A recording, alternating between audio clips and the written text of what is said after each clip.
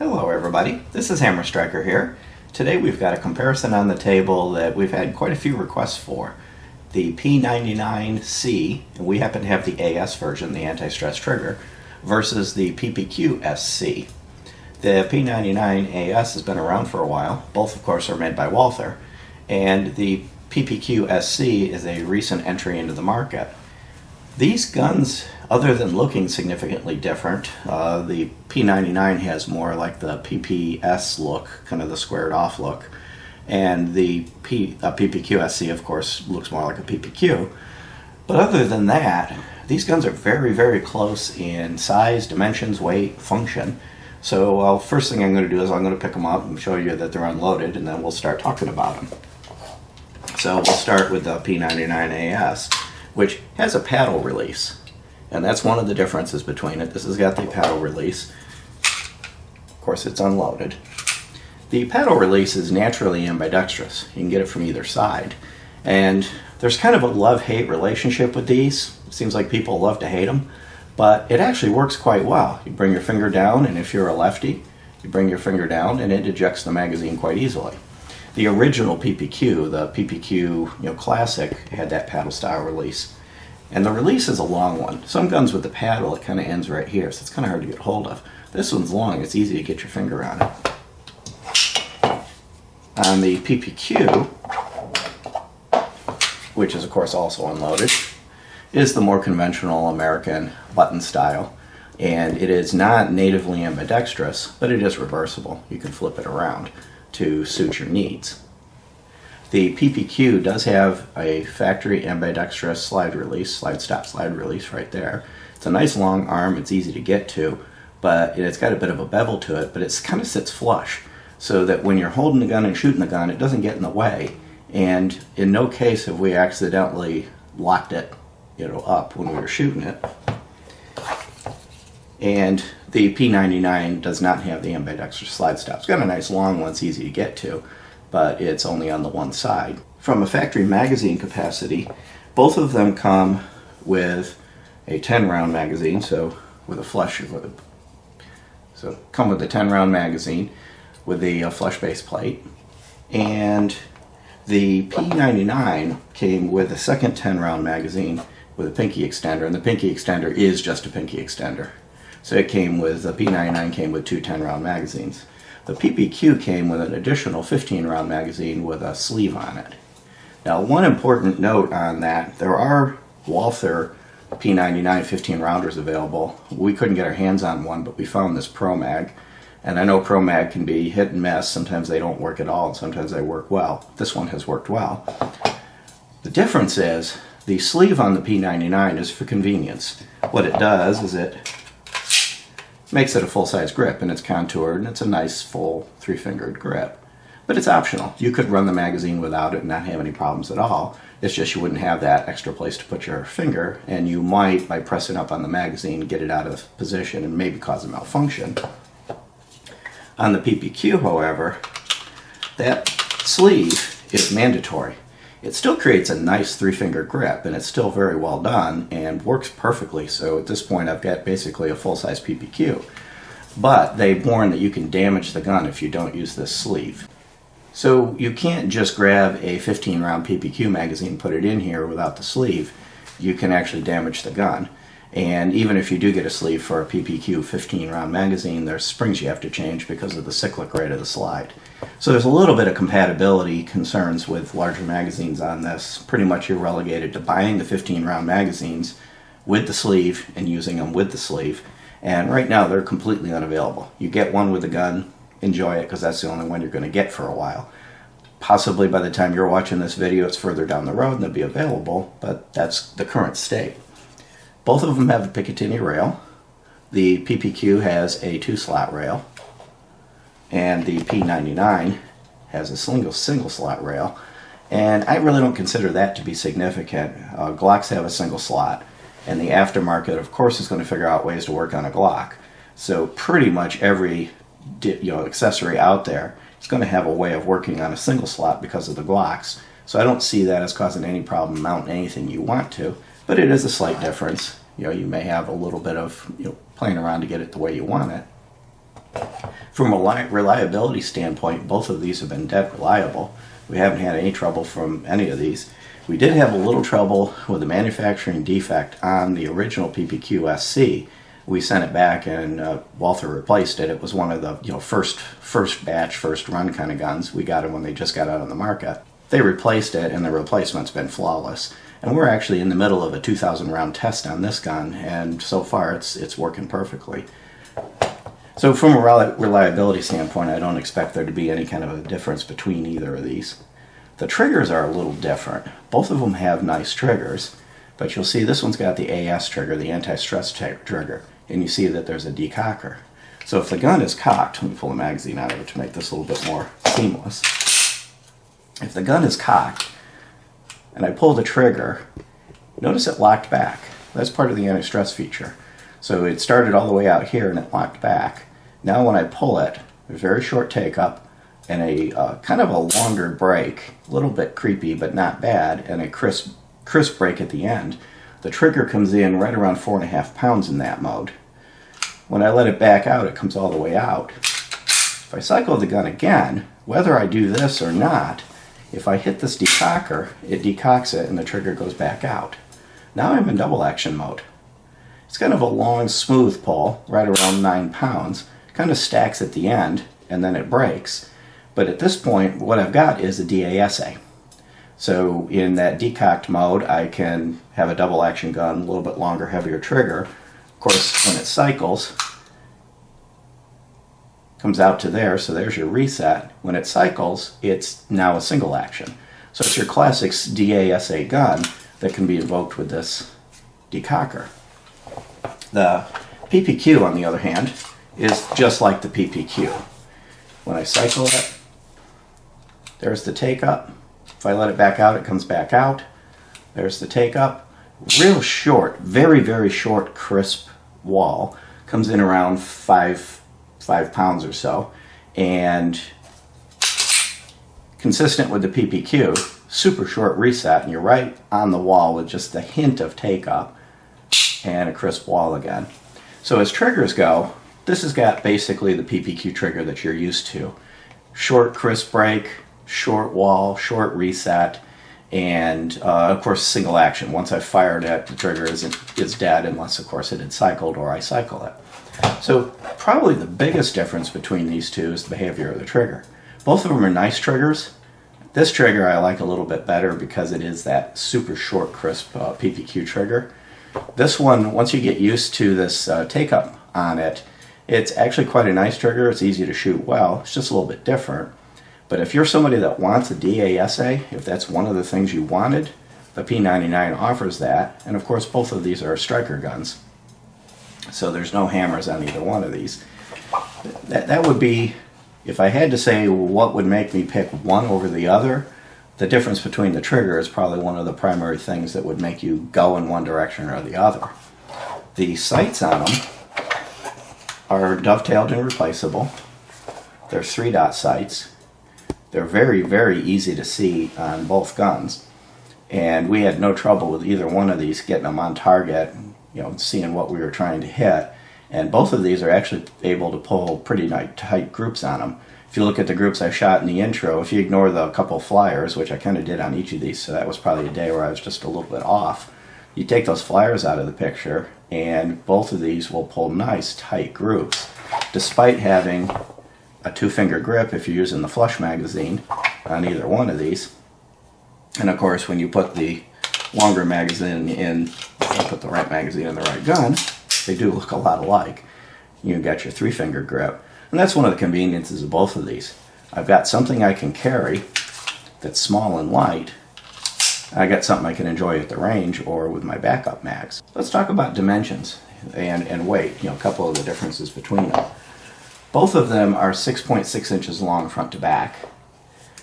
The PPQ is 4.4 inches tall, and the P99 is 4.3 inches tall.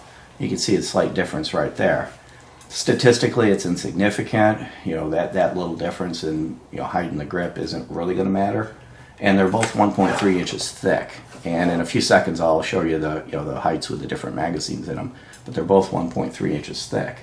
The PPQ weighs 21.2 ounces and the P99 weighs 21.5 ounces. So the PPQ is a hair lighter, and I probably will attribute that to the polymer insert that's in the slide. Of course, it'd help if I pointed at the right gun, the polymer insert that's in the slide. I'm telling you, other than looking closely at them, when you're holding on to these things, they feel a lot alike. It's easy to mistake them as you're going back and forth. So, price on these, MSRP is $629 on the P99, and MSRP is $649 on the PPQ. The P99 can be readily had, if you can find one, for a lot less. We got this one for in the 300 territory. But they're hard to find. They're not discontinued by Walther, but they don't seem to be focusing on making production batches of them, so they're kind of hard to find. And the PPQ is kind of hard to find, and you're paying close to retail on it in many cases because of the availability, but you can find them around $5.50 on the street. So the PPQ is going to be more expensive than the P99 if you can find them in most cases, but not significantly in either direction. And of course, the PPQ is in the Glock price territory, so it's not high, it's not overpriced compared to other guns that you might compare it with. P99 comes with 3 interchangeable back straps. PPQ comes with 2, but allows you to customize the grip. There is one kind of negative on the PPQ, and a lot of people hate roll pins. I'm kind of in that category too. There's a roll pin here, and it holds that insert in. So if you do want to clean the striker channel, you got to pound a roll pin out. It's a bit of a negative, but cleaning the striker channel isn't something that's done every field strip, so that's not a big deal. So let's do some side-by-side comparisons with the various mags in them. So make sure I get the right mag and the right gun. If I do the flush mags, flush in the PPQ, flush in the P99, you'll see that when I stand them upright, PPQ is just a hair taller. So it's not a significant difference. And the one thing that, at least if you've got both guns, that kind of helps is the followers are different colors on the shorter mags. The follower is blue on the P99, and the follower is kind of a dark red color on the PPQ. So let's go with the Pinky Extender magazines. And the Pinky Extender magazine in neither gun enhances the capacity. It's just that. It's just a Pinky Extender. And again, you'll see roughly the same, 0.1 inches taller. But overall, insignificant. Both Pinky Extenders are contoured into the grip, so they do follow with the grip and follow nicely. And let's flip it around and show you from the back. The difference is so close as to be difficult to actually see, but it's just a fraction of an inch difference. And if I put the full-size magazines in them, it's easier to do it if you do it right. I'm trying to do it sideways.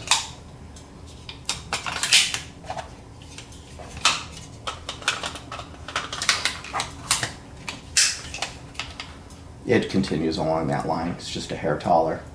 And again, both of them contour nicely into the grip. And you can see from the back. PPQ looks a little fatter, but it isn't. It's just the way it profiles. So overall, in many cases, if you don't count the trigger, they're the same gun. You pick one up, it's going to work the same as the other. Minor nuancey differences. Reliability, I believe to be the same on them. Shooting comfort, they both seem to have similar felt recoil, similar feel on the range. Both are easy to shoot well. And one of the ways I judge when I'm doing a comparison between two guns, how easy one is to shoot well versus the other, is the speed. Obviously the group matters, but if you look at these two, I pulled roughly the same group. But I sometimes will find one gun takes me a lot longer to shoot the 5 or 10 rounds, depending on whether it's a single or a double stack. And that gun that takes me longer to shoot means it's taken me longer to get my sights lined up and get on target, and it's a little harder to shoot that gun. These are basically dead even. When you watch the comparison between them, they tend to go off right about the same time. They begin and end at the same time. So I found that at the range, shooting either one of these, it was roughly equal as to which one I could shoot more easily and shoot well.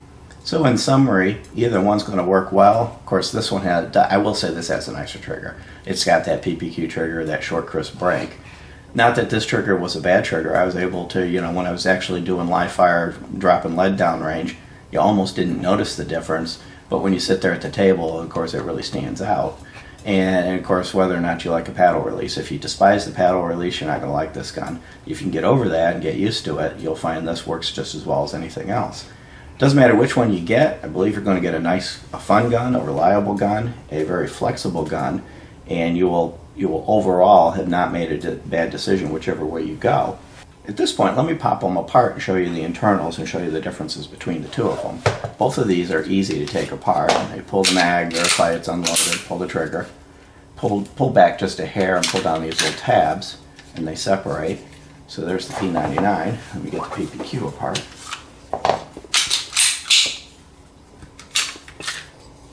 They're quite easy to take apart, and they're just as easy to put back together. So I've got the P99 in my left hand, the PPQ in my right hand. You look at the fire control groups. They're different, but not significantly. They're very close in overall. There's of course going to be some differences internal in the P99 because of that double action mode and everything else. Both of them have slightly different designs on the bar, but they are drop safe. Both of these have the piston style drop safeties. And they're well machined, well assembled, no burrs, nice rails, your typical front and rear slide guide rails. From the slide perspective, with the barrel in them, dual recoil springs in both. Barrels are very similar. I don't believe they're interchangeable, but they are very similar. You got your drop safety piston. It's in a different place on each gun, but they both are drop safe. And of course, I've got the P99 in my left hand, or the bottom one. Let me pull the barrels out and show you the difference. Recoil springs are different colors, but which does help identify the difference when you got both guns apart together. But both of them work basically the same. So I've got the P99 barrel in my left hand and the PPQ barrel in my right hand. They look very, very close. For the top, very similarly shaped. Rifling's a little different on them, so if I keep track of which one I've got, I'm going to get my little light. So I've still got the P99 in my left hand, and you can see the P99 is conventional rifling. If I light it up and move it around a little bit. And the PPQ has polygonal rifling, similar to the Glocks and a few of the other ones. And keeping the P99 in my left hand, the feed ramps and everything else are very similar looking. There's a witness hole in the PPQ. You can see the cutout, the notch right there where my thumb is. It allows you to peek down in and see the brass in the chamber. But other than that, they're very, very similar. So there's a lot of similarities between these, and they function quite similar. So I'll go ahead and put them back together. Got the barrels in. There it goes. It's real easy to do. They go in easily when you're focusing on doing it. You're not trying to hold things out in front of you to do it on camera. Now, I am going to weigh these. I'm going to weigh these assembled slides, because one of the things that Walther did is they put this polymer insert in on the PPQ with the concept of it being making it a faster slide, making it lighter so it cycles faster to cut down on felt recoil. So put these aside, get the scale out. And it's going to be very difficult, this scale, just from the angle of it, to be able to read it. So once I get it up and running, I'm going to have Hammer read out the weights as I put it on there, because he can see the scale, even though you might have a harder time seeing it on the camera. So this is the P99. Put it on the scale. And we've got 14.3 ounce. 406 gram. And now I'm going to put the PPQ slide on. 13.6 ounce. 388 gram. So it is noticeably lighter, the PPQ slide, and that polymer insert does do, at least from a weight standpoint, what they claim it to do. Now let's look at the frames. P99 frame. 4.9 ounce. 140 gram. And the PPQ frame. 5.4 ounce, 152 gram. That's a little bit interesting that the PPQ frame is heavier, especially since it has a less complicated trigger. It doesn't have the functionality to do DASA, but the slide kind of brings it back, and ends up being within that 0.3 ounces difference between the two. And of course, if I reassemble the guns, which is very easy to do on either one, you just slide the slide back on and cycle. You just need to make sure that you have the recoil spring centered.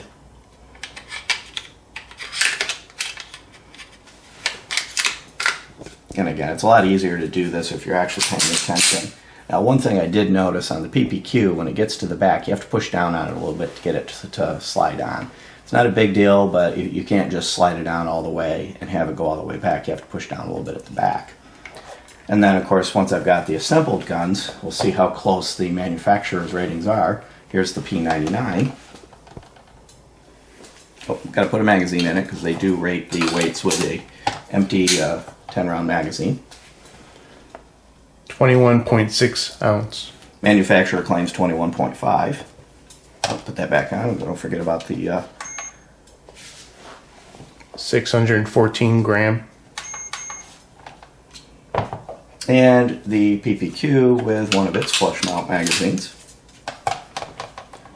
21.5 ounce. And the manufacturer claims 21.2 on that. 608 gram. So there you go. There's kind of the differences between them from a weight perspective, size perspective, and of course we'll have a little bit more range footage showing the two being shot. But of all the guns we've compared to each other, these have been really the closest as far as function, weight, dimensions, and everything else, other than really the trigger and magazine release and some, the way they look. But that really, in all doesn't affect function. So if you like our videos, please give us a thumbs up. Check us out on Facebook and Patreon. And don't forget to hit that bell when you subscribe to us so that you get notified when we publish a new video. Beyond that, have a great day. Thank you.